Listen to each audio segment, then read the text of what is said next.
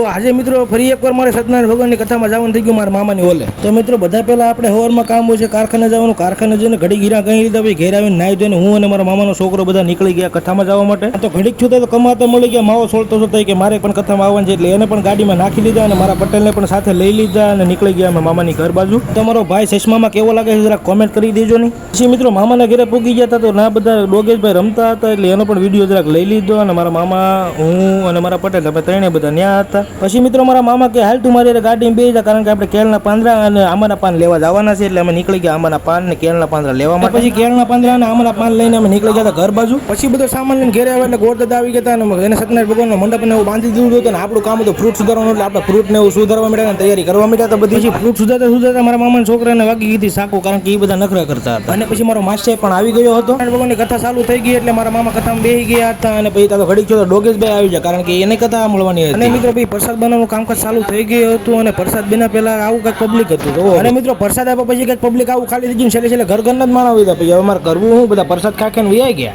પછી મિત્રો બેઠા બેઠા અમે થાકી ગયા હતા એટલે અમે નીકળી ગયા હતા ઘર બાજુ, કારણ કે મોડું પણ બહુ થઈ ગયું હતું. ઘેરે પી ગયા તો 12:15 વાગી ગયા હતા રાતના. પછી તમારો ભાઈ હોવાની તૈયારી કરતો હોય, તમને બધાને એમ થતું કથામાં કેમ દર વખતે થાય, તો 11 પૂનમને 11 કથા માનેલી છે, એટલે મારો મિત્રો દર વખતે આપણે જવાનું રહેશે. અને વિડીયો જરાક કેવો લાગ્યો કોમેન્ટ કરી દેજો. મળીએ પછી કંઈક નવો વિડીયો ગમ્યો તો ફોલો કરવાનું ભૂલતા નહીં. Bye bye.